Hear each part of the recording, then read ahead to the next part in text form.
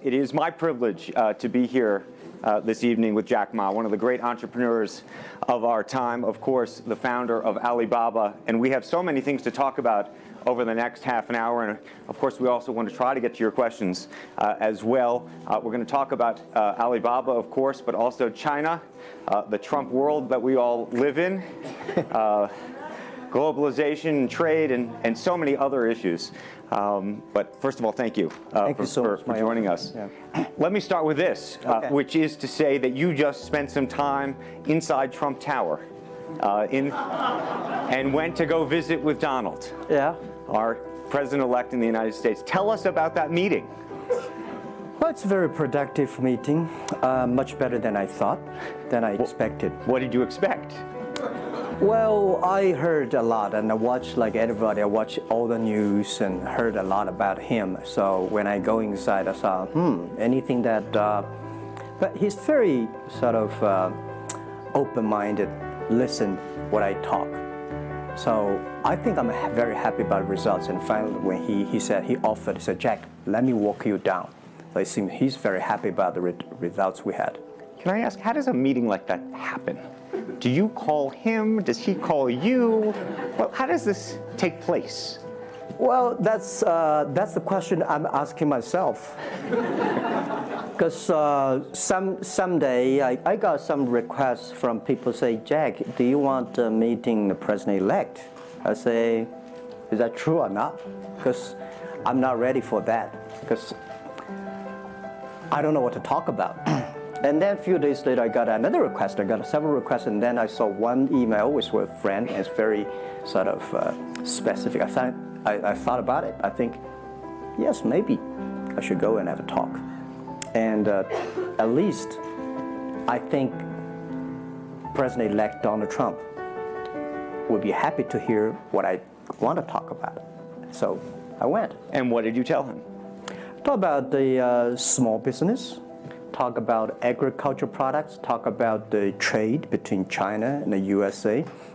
We especially focus on telling about how can we bring the small business in America, sell them to China, to Asia, through our network, which can create a lot of jobs for them. And you committed to create what you say is going to be 1 million jobs in the United States over the next 5 years. Yeah. Now, that's not 1 million jobs that Alibaba itself, but you're not hiring 1 million people. No, we all totally, Alibaba employee put together is like 45,000 people. We cannot hire 1 million. I cannot imagine I can manage 1 million people. Explain to us how you think about the U.S.-China relationship, given some of the comments that Donald Trump has made about China being a currency manipulator. Did that come up during your meeting? Well, I think first, in America, there's a freedom of speech, right? So he can say whatever he wants, and I respect, I understand. But of course, I have my views. We did not debate about the China-U.S. trade or manipulation. We did not debate. We did not talk. We agreed on something. Small business, developing the Midwest America, helping the farmers there, small business there, to exporting to China. So we all agreed. But something that we did not discuss about the American, the job losing to China, Mexico, and this. Can I share with you my ideas? Please. Yeah. First, I think 30 years ago, when I just graduated from universities, I heard America had a wonderful strategy. They outsource the manufacturing job, service jobs. They outsource the manufacturer to Mexico and China, outsource the service job to India. There's a book called The World is Flat. Tom Friedman, colleague at the New York Times. And I think it's a perfect strategy. You know, that the Americans said, we just want to control the IP, we just want to technology, we just want the brand, and leave the lower end jobs for the world. Great strategy. And second is that the American international companies made millions and millions of dollars from globalization. The top 100 companies in America. Amazing. I remember when I graduated from university, I tried to buy a beeper, the Motorola beeper. Cost me $250. My pay at that time is $10 a month as a teacher. And the cost of making that beeper is only $8 for a chip. Right. So, past 30 years, IBM, Cisco, Microsoft, they made tons of money. The profit they made are much more than the 4 largest banks in China put together. The China Mobile Phone, China Unicom, and whatever you name it, put together. Still, these multinational companies made more money than. So their market cap grew more than 100 times in the past 30 years. But where'd the money go? This is what I'm curious, because as a business people, I always care about the balance sheet. Where the money coming, where the money go? Past 30 years, the American had 13 wars, spending $14.2 trillion. The money going there. What if they spend a part of that money on building up the infrastructure, helping the white collars and blue collars? No matter how strategy good it is, you're supposed to spend money on your own people, right? Not everybody can pass Harvard. Like me, I'm not good at education, right? We should spend money on those people who are not good at schooling. And the other money, which I'm curious about, is that when I was young, I heard America is about Ford and Boeing, those big manufacturing companies. Last 10, 20 years, I heard about is Silicon Valley and Wall Street. The money go to the Wall Street. And what happened? Year 2008. The financial crisis wiped out $19.2 trillion USA alone. They wiped out all the white collars and destroyed 34 million jobs globally. So what if the money is not Wall Street? What if the money spent on the Middle East, Middle West of the United States, developing the industry there? That could be changed a lot. So it's not the other countries steal jobs from you guys. It is your strategy. Okay, but you do not distribute the money and things in a proper way. This is what I. And now we are having a backlash. And that backlash is a rebuke of globalization. And so much of the conversation, frankly, that we have here, and that backlash is happening in the United States. But I will say President Xi was here yesterday. You had lunch with him. And he was quoting Abraham Lincoln. What did you make of that? Well, I would say that globalization is a great stuff. It's the USA, it's developed countries to teach us how to do globalization. I remember 2002 or 1 before China joined the WTO, everybody in China was worried. Me, I was worried. Because what if all the international products come to China, destroy our industry, and we have lose a job? So convinced China, after 20 years, then you guys are say, this is a terrible thing. I believe globalization is good, but globalization needs to be improved. This is Donald Trump, President-elect, want to solve it, the problems. That globalization, I think, should be inclusive globalization. In the past 30 years, the globalization was controlled by 60,000 big companies. 100 years ago, globalization was controlled by several kings and emperors.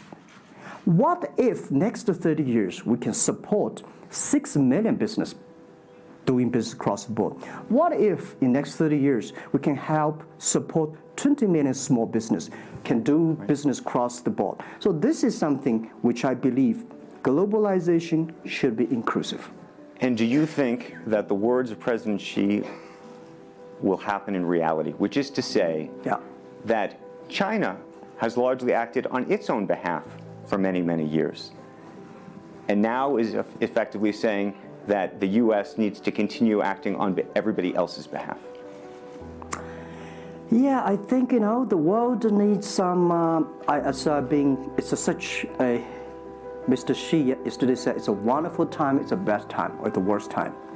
The world needs a new leadership, but the new leadership is about working together. This is what I understand. We do not necessarily need one specific leader to teach us what to do, what not to do.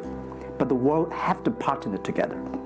This is what I think. And I think as a Chinese, as a business people, I feel proud for what President Xi said yesterday. As a business person, I want the world to share the prosperity together, to join the force together. As a Chinese, I'm happy about what he committed. Yesterday he said, he speaks like us, takes the responsibility of the second largest economy. As the China's second largest economy, he has to take some responsibility.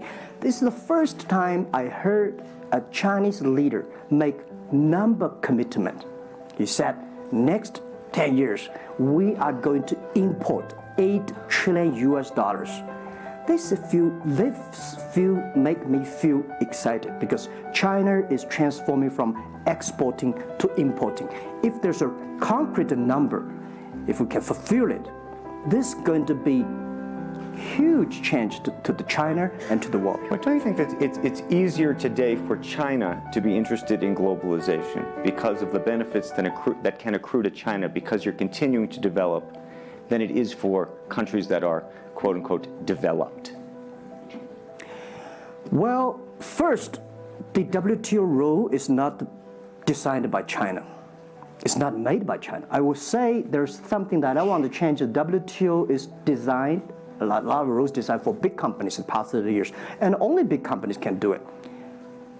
And China definitely benefit a lot from opening. I think China should learn one thing, that we grow in the past 30 years, it's because we open to the world. If we continue to open to the world, not fully. Okay. An American business that wants to effectively go into business in China has a very difficult time, has to partner effectively with a company that's there already. This is why I said China has problems too. The world has problems. And China definitely has a lot of problems. China should open, should be more confidence. This is what I feel yesterday. I feel the confidence of Mr. Xi that he is ready to open more to the world. This is what I suggest, that we should solve the problem by business community, right, by negotiation. WTO, China joined WTO for like 20 years or 70 years. I don't know the number, but the past 2 years, that I think we as a business, we as a country, we as the world, we have to review something. Right. But not because unbalanced things, we stop it. You've been calling for something called EWTP. Yeah. What is that? This is what I would talk about, is that the WTO was great, but they mainly designed for developed countries, big companies. There's no opportunity for small business. We want to build up an electronic world trade platform to support young people, small business, thanks through mobile phones, internet, they can sell and buy across the board. And the other thing is that WTO is a very interesting organization. When you put the Doha round, when you put 200 government officers in one room, ask them to agree on something, it's impossible. I can never imagine that they can agree on something together. Business should be designed by business people. So we believe EWTP should be something that the business people sit down together, agree on something, negotiate on something, and get endorsement from the government. I want to talk a little bit about Alibaba and the model itself, because I think for many in the West, if you will, they don't necessarily understand it. And to the extent that Unfortunately, the extent that I could try to compare it to Amazon, which I know you think is an unfair comparison, one of the things that's so fascinating to me is that Amazon and Jeff Bezos have pursued what might be described as a very asset-heavy business model. They're buying airplanes. They want to own the entire supply chain from beginning to end. And Alibaba has effectively an asset-light business. It is very much, in terms of the retail piece of this, the opposite. You don't want to own the warehouses. You don't want to own the logistics companies. How do you think about that? Is Jeff Bezos right, or are you right? And is there going to be a meeting in the middle? I hope both are right. And because the world can never have one model. If the world has only one correct model, the world is too boring. Right? We need to have all kinds of models. And the people who do the model should believe in the model. And I believe what I do. Right? The difference between Amazon and us. Amazon is more like an empire. Everything they should control themselves, buy and sell. And our philosophy is that we want to be an ecosystem.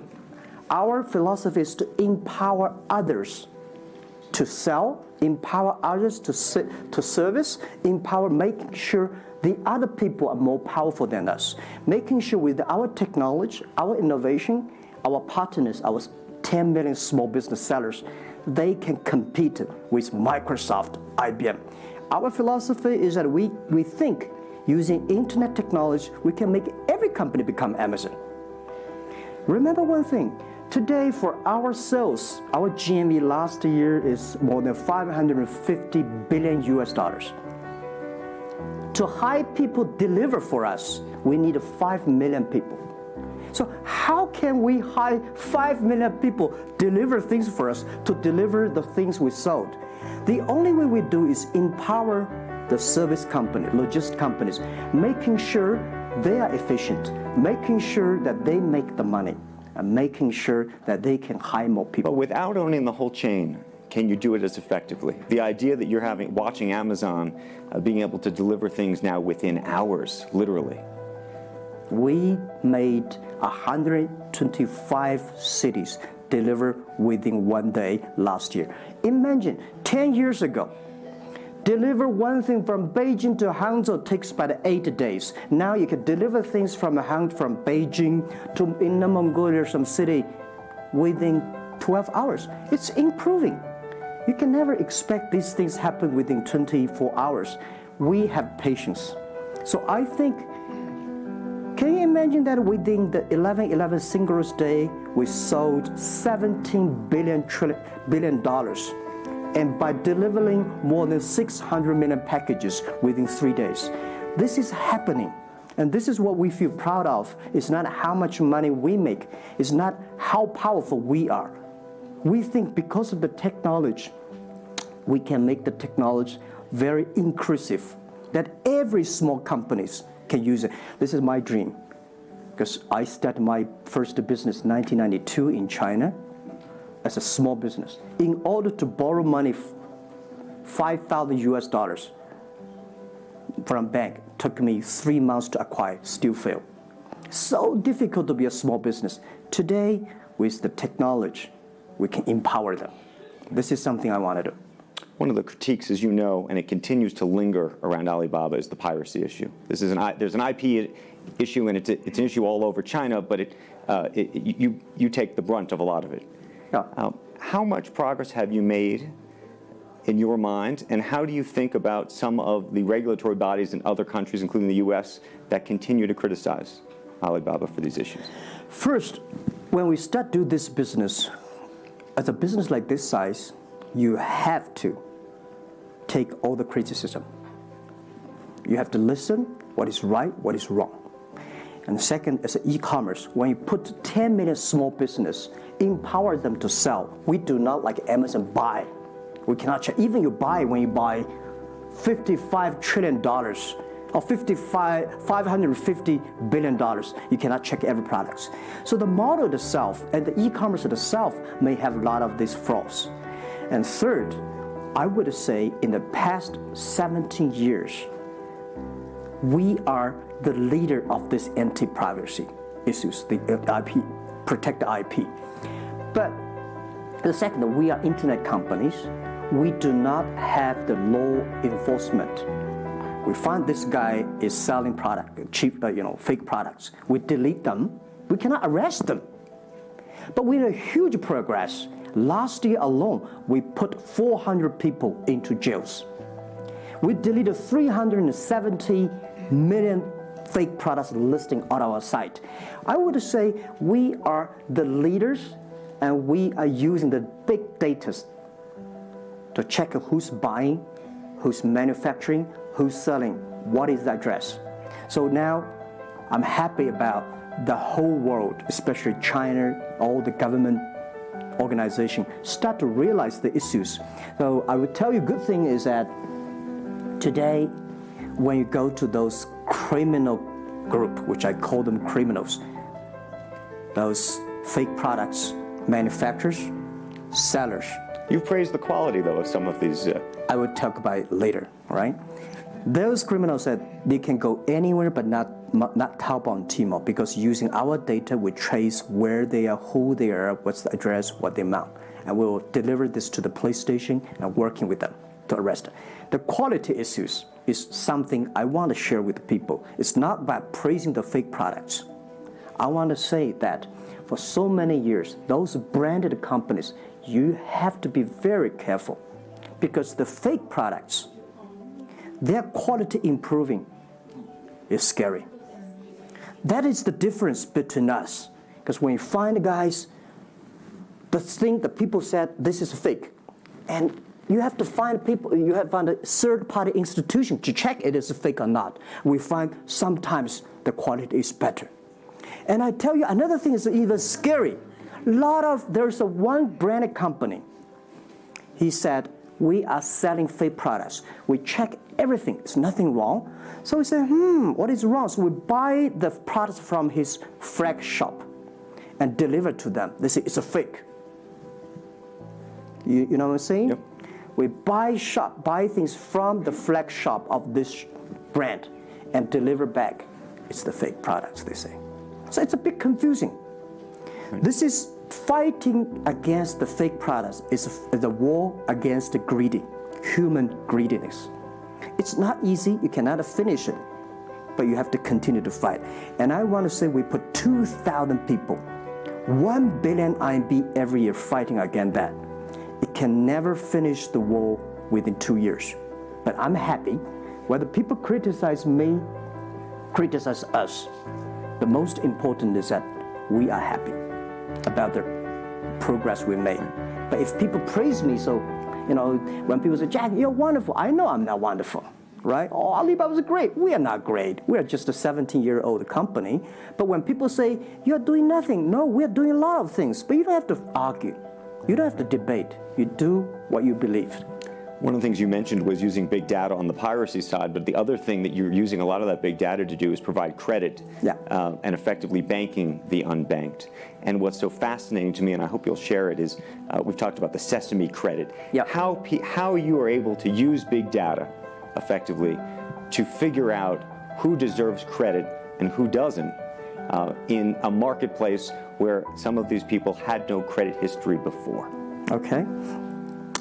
Well, before we do that, we had a system called Teach Computers to learn how to anti-fake products, teach the computers to learn how to, because we have Alipay, a lot of people try to using all the ways to cheating. So we teach the computer how to do that, the cheating things. So we've been doing that for 10 years. Until now, there's called artificial intelligence, because we've been doing that. We are a data company. 8 years ago, we said to ourselves, Alibaba should not be an e-commerce company. We should be a data company because we have the data from consumers, we have data from the manufacturer, we have data from logistic companies and transactions. But we think how we can make a data really beneficiary to the society. What China needs is we have a lot of great people. All the small business, they are very credible, but we don't have a credit system for them. So how can we using a credit rating system based on the data we have to giving everybody a sesame rating system? That is so powerful in the past 4 years because every individual, every small business, if they have been using our services, we give them a rating system. So we're giving loans in the past 5 years. We're giving 5 million business loans. They only borrow $5,000. 3 minutes, we can decide whether we should give you money, how much you want to give. Within 1 second, the money will be in your account. And 0 people touch, so we call it 310. And even today, the Sesame rating system become people dating. The mother-in-law want to say, hey, you want to dating with my daughter? Show me your rating system of the Sesame card. So it's so funny. We go to people want to rent a car, people want to rent a bicycle. They will say, show me your Sesame cards. Good. Because if they do not pay back, if they do not fulfill, the rating system is going to low down and they can never rent a house. This is what we want to build up, the system. That if you sell or buy fake products, the Sesame cards will show. I'm going to open it up to questions, but a final one from me. There's been a lot of speculation that you're going to get into the business of Hollywood. Your name has appeared, Alibaba Group, at the beginning of a couple of big films recently. What is the ambition for Alibaba in the entertainment world? The beginning was like this. For several years, every 5 years we have a review for our strategy. Now our strategy is always to look at the 30 years and 10 years. Every strategic decisions we make, we have to ask one question: Is this decision we made solve society problem? Because we believe the bigger social problem you solve, the more successful you are. So if this cannot solve any social problems, we don't do it. Second, is this project is going to be successful in 10 years? If it's going to be successful in 10 years, let's do it. If it's going to be successful in 1 year or 1 month, now more I would say, forget about it. Because why you can be successful in 1 year or 1 month? So we all have to put parallel. And 5 years ago, we had a big debate about 10 years later, 20 years, what are the things that China society and the world want? So we say happiness and health. 2H strategy. So happiness and health.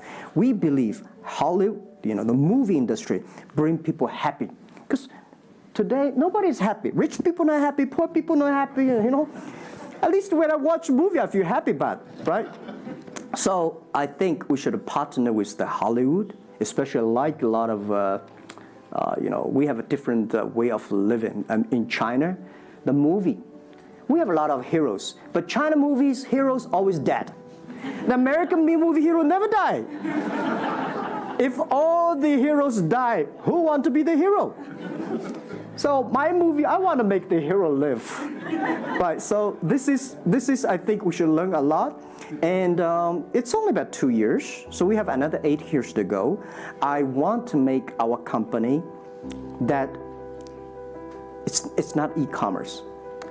It's something that giving people inspirations, giving people, because I learn a lot. For example, I always say that my favorite movie, Forrest Gump. Life's tough. This is I learned, and that inspired me. That is why when people call me crazy, stupid, past the 70 years, you're crazy, you're doing something never work. You're stupid, how can you do that model? Amazon this model, eBay this model, why Alibaba this model? I told myself, Forrest Gump said, go ahead. Never care about what the other people. And the other thing, Forrest Gump said, nobody make money out of the catching whales. People make money by catching shrimps. So we serve small business. Fair enough. Jack Ma, we should probably end it there because we're going to run out of time, but I thank you. Thank you so much for the conversation. I promised we'd sneak in a question or two, and we literally have 2 minutes, and they're going to get upset with me. If you have a question, and we're going to, I got to beg you to do it within literally, a second. So go for it right there. Okay, I'm not going to say that China and US is going to have a trade war, but if the Trump administration gets tougher on China in terms of trade agreement, is that going to hurt Alibaba? Well, I don't think so. I think China and the US should never have a trade war. We'll never have a trade war. And I think we should give President-elect Donald Trump some time. And he's open-minded. He's listening. And I think the war, it's so easy to launch a war. But it's so difficult, almost impossible sometimes to terminate a war. Iraq war, Afghanistan war, is that finished? No. Trade war. I believe one thing. When trade stops, the world starts. Trade is something that people start to communicate.